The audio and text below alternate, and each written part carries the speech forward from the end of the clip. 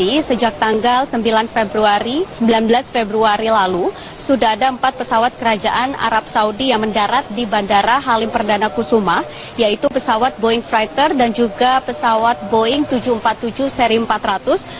Kedatangan dari dua jenis pesawat ini adalah untuk membawa barang-barang keperluan dari Raja Arab Saudi dan juga keluarganya selama berada di Jakarta dan juga Bali, termasuk membawa eskalator pribadi milik Raja Salman. Sedangkan untuk persiapan khusus lainnya, berdasarkan pantauan kami di terminal kedatangan Bandara Halim Perdana Kusuma, belum ada persiapan khusus secara fisik yang nampak dari pengamatan kami untuk menyambut kedatangan Raja Arab dan rombongannya pada tanggal 1 Maret mendatang. Sylvia. Ya, lalu Balkis, apakah ada perubahan jadwal penerbangan komersil yang berada di Halim Perdana Kusuma sehubungan dengan kedatangan nantinya Raja Arab Saudi? Ya, kedatangan rombongan dari Kerajaan Arab Saudi di Bandara Halim Perdana Kusuma dengan menggunakan pesawat yang berukuran besar tentunya akan berdampak pada jadwal penerbangan reguler yang ada di Bandara Halim Perdana Kusuma. Untuk saat ini kami masih berusaha mendapatkan informasi resmi dari pihak bandara, baik itu dari Angkasa Pura II ataupun dari Lanut TNI AU mengenai bagaimana pengaturan jadwal penerbangan komersil atau penerbangan reguler di Bandara Halim Perdana Kusuma saat nanti pesawat kerajaan tiba di bandara ini. Dan siang nanti pada pukul 14 waktu Indonesia Barat, pihak bandara akan mengadakan konferensi pers mengenai persiapan ground handling dalam menangani kedatangan Raja Arab Saudi di Indonesia pada tanggal 1 hingga 9 Maret 2017 mendatang. Informasi yang kami dapatkan sejauh ini adalah saat pesawat rombongan kerajaan nanti tiba pada tanggal 1 Maret, akan ada perubahan jadwal penerbangan reguler yang sudah diekspektasikan, yang dikhususkan untuk memberi kesempatan kepada tamu negara untuk landing di Bandara Halim Perdana Kusuma. Penundaan ini akan berlangsung selama 45 menit dengan rincian 30 menit sebelum landing dan juga 15 menit setelah landing. Penundaan ini juga nanti akan berlaku saat rombongan kerajaan Arab Saudi kembali ke Arab Saudi dari Bandara Halim Perdana Kusuma. Sylvia. Humaira Balkis melaporkan langsung dari Bandara Halim Perdana Kusuma, Jakarta. Bali menyiapkan berbagai fasilitas tambahan dalam menyambut kedatangan Raja Arab Saudi dan rombongannya ke Indonesia. Rencananya rombongan Raja Arab Saudi akan berlibur di Bali. Menurut Kepala Humas Bandara Internasional Ngurah Rai Denpasar, Bali, Awaludin, salah satu persiapan yang dilakukan adalah melengkapi ruang parkir pesawat berukuran besar milik Raja Arab Saudi. Selain itu, Bandara Ngurah Rai juga akan ditutup sementara selama 45 menit sebelum kedatangan rombongan Raja Arab. Menurut Awaludin, rombongan Raja Arab yang akan datang ke Bali untuk berwisata sebanyak 800 orang. Mereka akan berada di Bali mulai tanggal 4 hingga 9 Maret mendatang.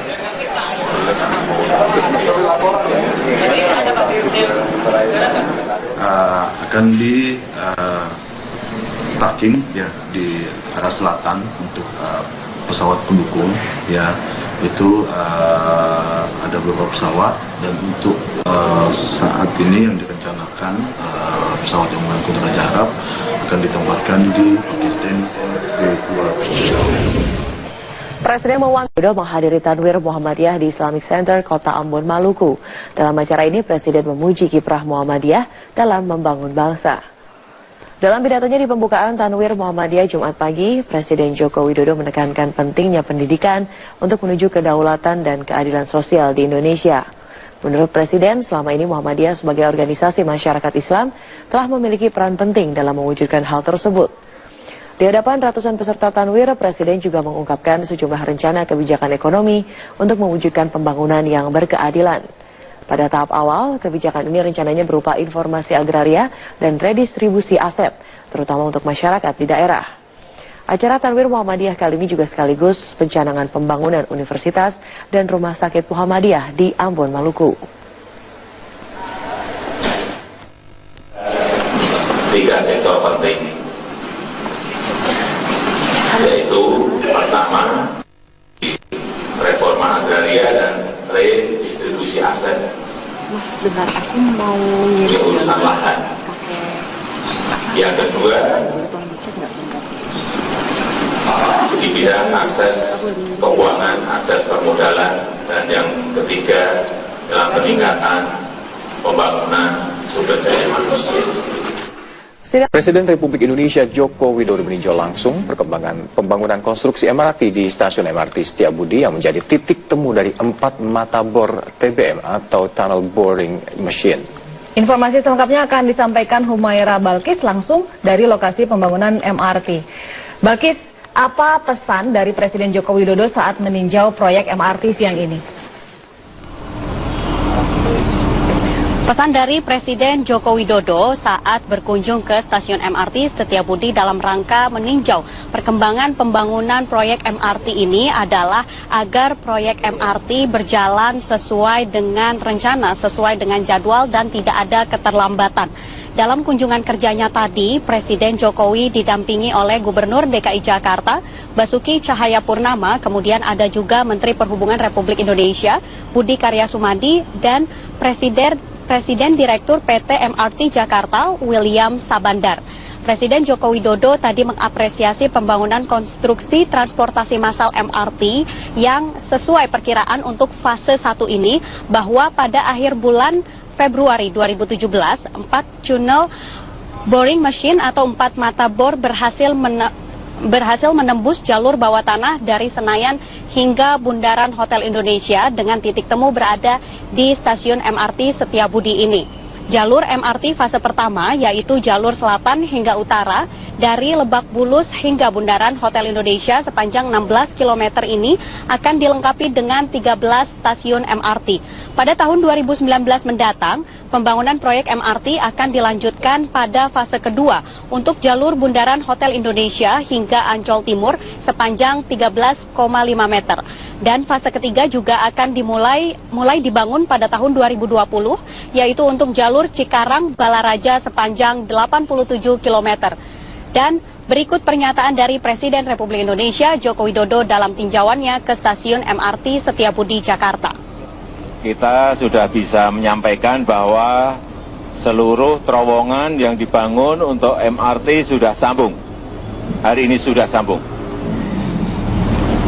MRT ini akan beroperasi, insya Allah, kurang lebih nanti pada Maret 2019. Tetapi pada saat Asian Games 2018, di atas sudah, semuanya sudah jadi dan sudah bersih. Ani.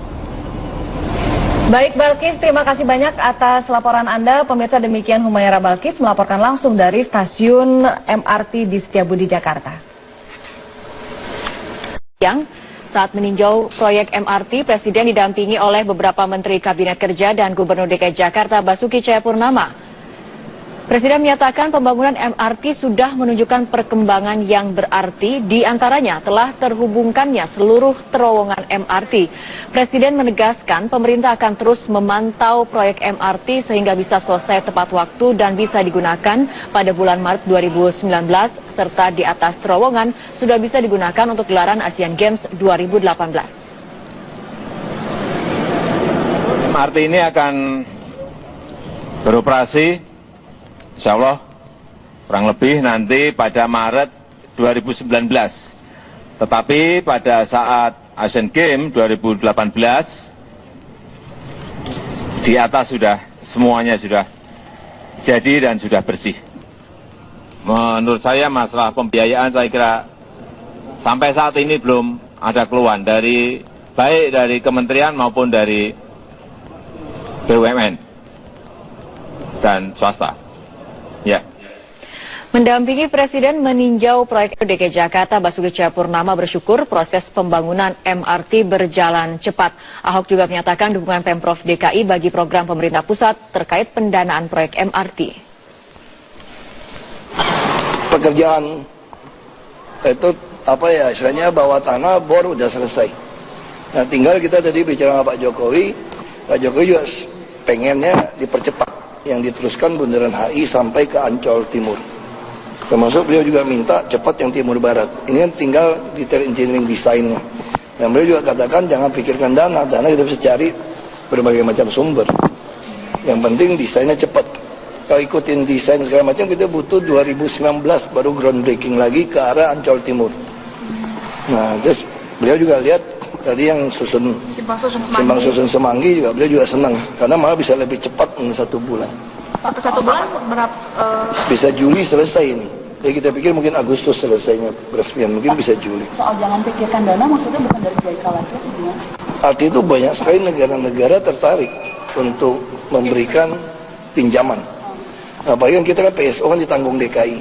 DKI tanggung dari mana? DKI tanggungnya itu semua PSO itu dari IRP nanti. Ini administrasi keadilan sosial tadi kan. Yang penting pembangunannya, infrastruktur itu pusat. Salah satu perkembangan dari pembangunan proyek MRT, fakta dan data dari pengembangan MRT di Jakarta, berikut pemaparan Rifai Pamone. Rifai, silakan. Fitri Megantara, sejak Oktober 2010, lalu kemudian juga terus berkembang. Kemudian pengembangan ini sampai di 2013 pada bulan Oktober dimulai pembangunan dari Mass Rapid Transit Jakarta atau Jakarta MRT. Kemudian target dan operasionalnya akan terus diupayakan sesuai dengan target. Oleh karena itu kami akan tunjukkan dalam informasi grafis kali ini yaitu Jakarta Mass Rapid Transit yang sudah dibangun dan rencananya nanti akan sampai pada jalur-jalur tertentu yang sesuai dengan master plan hingga tahun 2024 hingga 2027 paling lambat operasional 110,8 km jalur MRT ini akan selesai. Kita simak informasi permulaan yaitu jalur Jakarta MRT seperti yang sudah diketahui dalam paket informasi tadi bahwa akan melintasi jalur barat timur dan juga selatan utara. Yang tengah dalam pengerjaan yaitu konstruksi jalur atau koridor selatan dan utara mulai dari Lebak Bulus hingga